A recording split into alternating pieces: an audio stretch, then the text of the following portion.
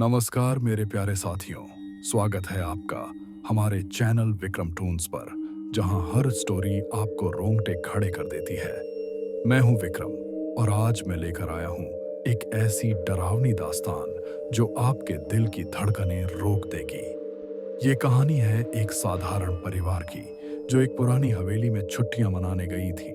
लेकिन उन्हें क्या पता था कि वो हवेली सिर्फ ईंट पत्थरों की नहीं, बल्कि सदियों पुराने राजों और रूहों की कैद खाना है। ये घटना हाल ही में घटी है और उस परिवार के मुखिया ने खुद मुझे ये सब बताया।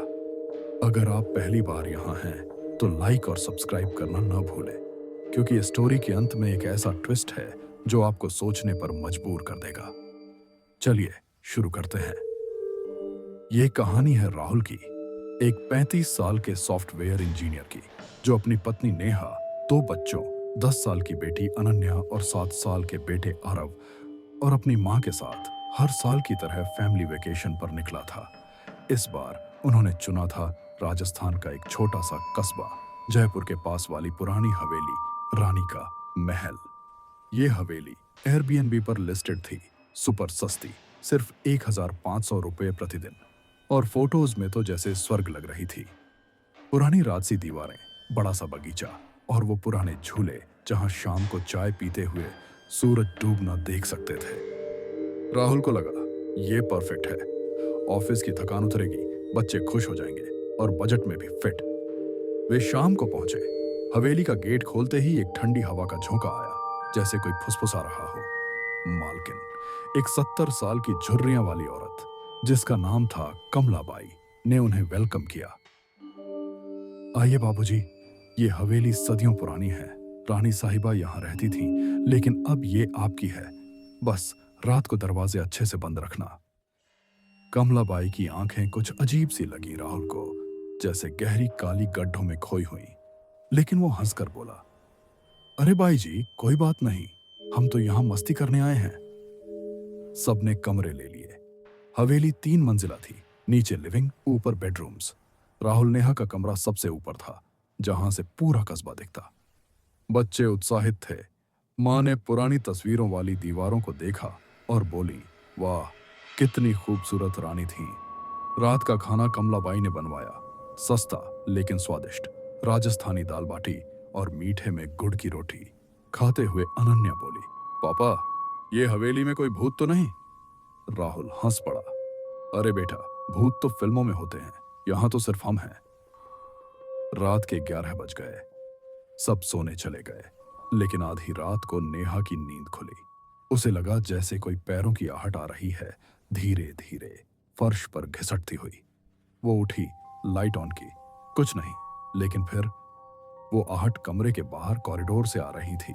राहुल, सुनो ना, नेहा ने धीरे से कहा। राहुल आंखें मली, क्या हुआ, सपना देख रही हो क्या? लेकिन तभी वो आहट साफ सुनाई दी, जैसे कोई लंबी साड़ी घसीट रहा हो। राहुल बिस्तर से उतरा, दरवाजा खोला। कॉरिडोर खाली था, लेकिन हवा में एक मीठी मीठी खुशबू, चंदन की, जैसे कोई परफ्यूम। शायद हवा है, राहुल ने कहा, लेकिन नेहा को यकीन नहीं हुआ। ये जगह अजीब लग रही है, कल सुबह चेकआउट कर लेते हैं। अगली सुबह सब नॉर्मल लग रहा था। कमलाबाई ने ब्रेकफास्ट सर्व किया, पराठे और चाय। लेकिन अनन्या ने कुछ नोटिस किया। दादी, वो दीवार पर रानी की तस्वीर, कल रात वो हंस रही थी ना? सब हंस पड़े, लेकिन कमलाबाई का चेहरा सख्त हो गया। बेटी, रानी साहिबा कभी नहीं हंसती, वो तो उदास रहती थी। दिन भर वे घूमे, कस्बे में, लोकल मार्केट। शाम को लौटे तो हवेली में अंधेरा छा गया था। लाइट्स ऑन की, लेकिन ऊपरी मंजिल की लाइट फ्लिकर कर रही थी। आरव को डर लगा, वो रोने लगा। राहुल ने कंसोल किया, चलो नीचे खेलते हैं। रात को फिर वही, इस बार आहट नहीं, बल्कि एक धीमी सी गुनगुनाहट, कोई पुराना राजस्थानी गीत, लेकिन शब्द टूटे फूटे। नेहा उठी, राहुल को जगाया। दोनों बाहर निकले। कॉरिडोर के अंत में एक पुराना आईना था। वो आईने में झांकते ही रुक गए। आईने में उनकी परछाई नहीं थी, बल्कि एक औरत की, लाल साड़ी में, लंबे बाल, चेहरा पीला, आंखें खाली। वो मुस्कुराई और गुनगुनाहट तेज हो गई। राहुल ने नेहा को खींचा, दौड़ो। वे कमरे में घुसे, दरवाजा बंद किया, लेकिन गुनगुनाहट बाहर से ही आ रही थी। आओ ना मेहमान, रुक जाओ। सुबह होते ही राहुल ने कमलाबाई से पूछा, ये क्या है? रानी कौन थी? बाई ने सिर झुकाया। रानी पद्मिनी थी। 200 साल पहले उनके पति ने उन्हें धोखा दिया। वो इसी हवेली में मरी जहर पीकर। तब से वो अकेली हैं। मेहमान आते हैं लेकिन जाते नहीं। राहुल का चेहरा सफेद पड़ गया। क्या मतलब?